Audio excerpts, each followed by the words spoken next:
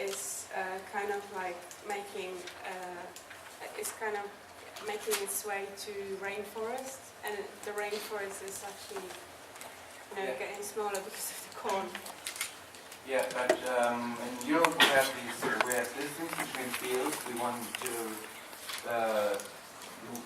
make rules for distances between fields, and we are not talking about the amount of GM crops like across Africa. We are talking about 10%, which is not that much as in South Africa.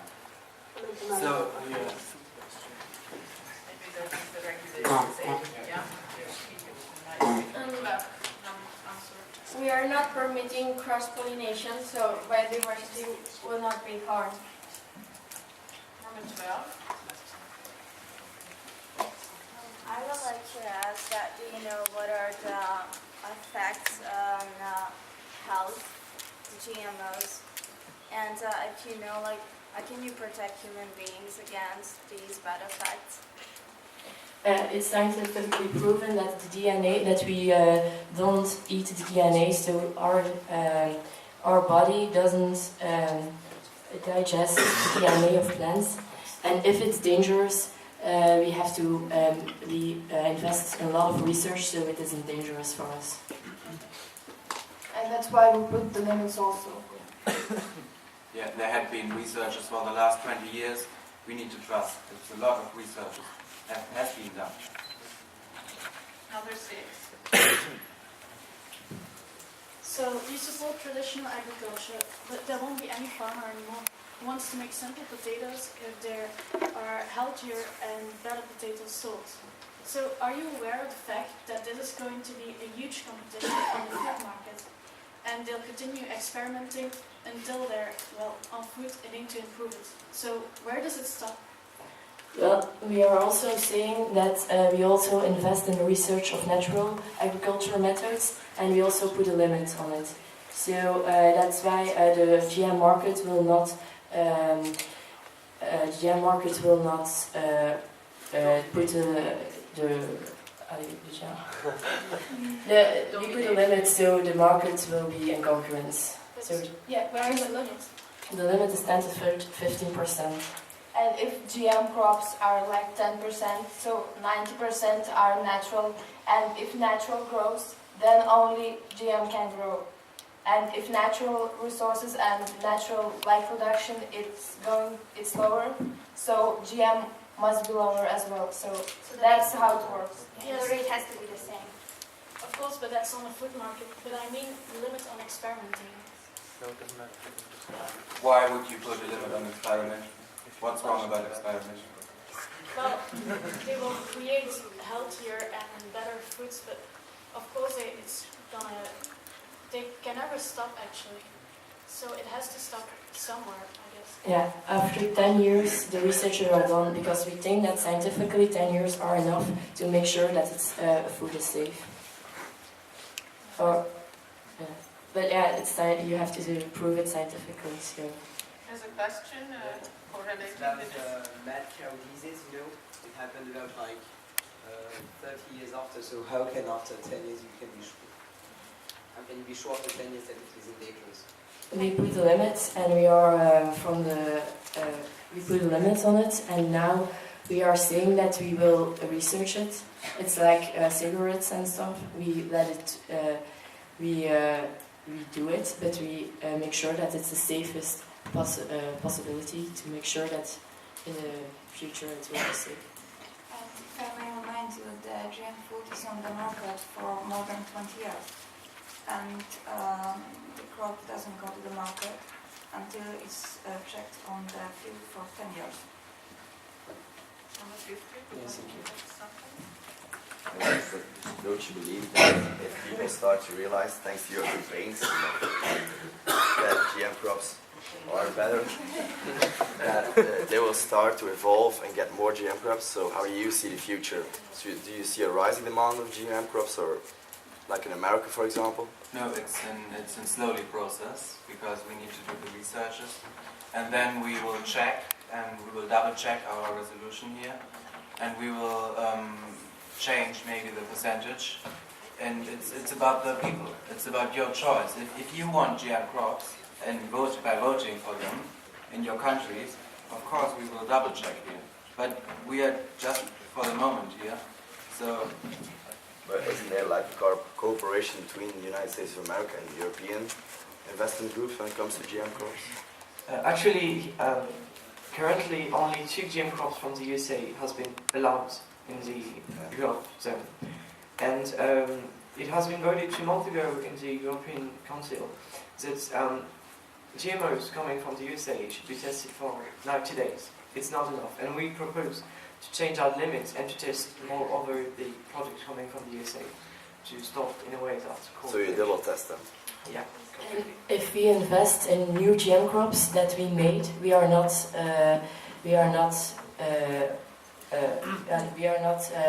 dependent of the United States. 31, please. We've already answered. 45, 53,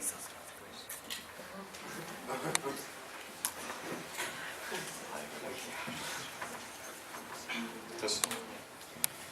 I don't really understand some things from point F. Could you please? First, I'd like to start with 2E. It says lower demand of agricultural superficies. What is that? F2E. It means that in the same area, if you grow GM crops, you can produce more. And the crop yield is higher. All right. And I would also like to ask about the economic effects.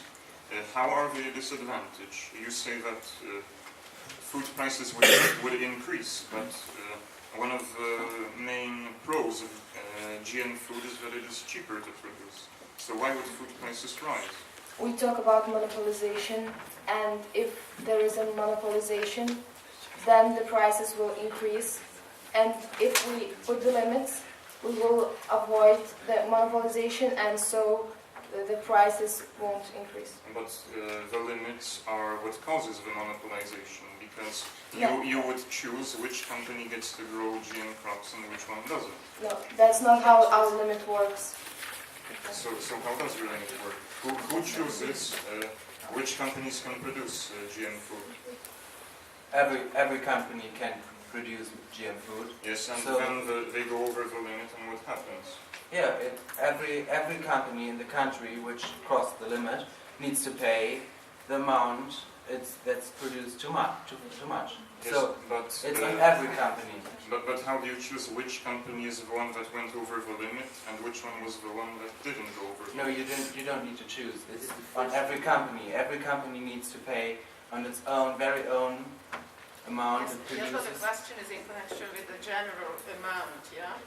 So that, let's say 20 companies produce, there's a kind of amount, but some has gone over the limits. So which company's product? All will have to pay because All have to we pay. add all the production. It's the we add it and we sum it, and if the limit is crossed, that means that every company should pay because it's not clear which company did it. So it's not individual then? Yeah, it's not individual. If you produce more, I produce less, and we add, and if we cross the limit, that's not your or my fault. It's our fault. So we have to. So it is still in every company's best interest to go over the limit as much as possible. No, If because if everybody everyone will have shares to pay. Yes, It's exactly. not useful for. But the more you go over the limit, the more you make as a profit, and then other people still And you have to for it. pay You need to bigger pay. taxes. You need to pay taxes, so it's not a matter of profit anymore. You will be fined. Yeah, for example, if you produce the most, and that means that you have to pay the most because the fine is dependent on your percentages which you produce. So it is proportional to what you produce? Yes. All right, thank you. There was a question in Well, connection with that? Is it did I understand that right, that when one company goes over the limit, all the companies have to pay. There's no one or two companies. There is the I don't know. Overall, it's like no separate companies. It's like we sum each production, and that's one number for the country. So No, if it's regulated by its own, because if you produce less, you need to pay less, because everyone needs to pay the same if the limit percentage. is crossed, But I mean, if you have like a limit for the country, right? yeah. And then there's one company producing like way over the limit, and all the other companies producing like normal. So it is over the limit, and everybody has to pay.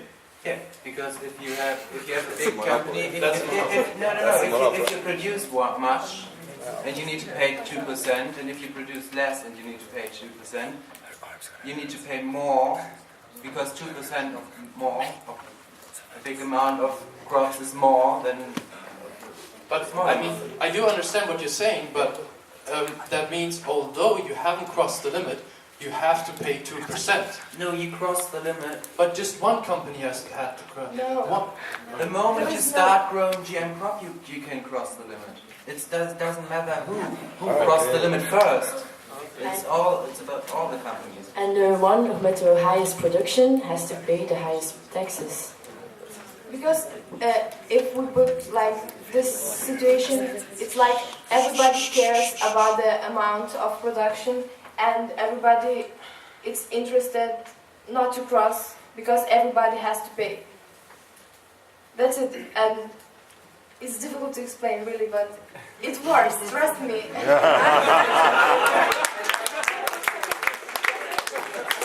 That's politics. Yes, well, we can see the point there as well, I think, I'm sure.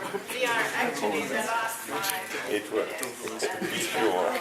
Trust me, I know what I mean. Yeah, but that's I guarantee. well, we have Next to this one. 5 officials, but so make it short, right? So you can say that they have to pay overall something, but then how can you make the decision that this company pays this large percentage of that, and then how can you make sure that they have to reduce their producing with a current percentage? So how can you make the decision? It's just not possible. You see it from the last year's production. So you have the numbers, and you can set a limit on those numbers. So it's regulated. I think your problem is that this isn't, Jasper, I think it's what you said. You told about the social economy, but the problem is that you can regulate the prices, but you can't regulate the amount of the production. No, We won't. That is impossible. We won't. We won't. You will, because you say We increase the this price. is a regulation, you can't do that. No, Yes, we increase the price by setting this, by putting taxes on them. So yes, but then you regulate the production. no, I'm not regulating the Yes, you production. do. I'm just putting taxes on it. You regulate the production because you say, starting from one point, you have to pay more. And with that, you regulate it. And that's a Yes, problem, you but- can't do that. Yeah, That's but why- we are living in a social economy. So Sure, but it's normal that the government put taxes on the production. But you know, Right, but if you go over these 10%, right? Yeah. You have to pay more taxes. And this is a regulation, so you regulate the amount. And then you are like communists, because you say, we are...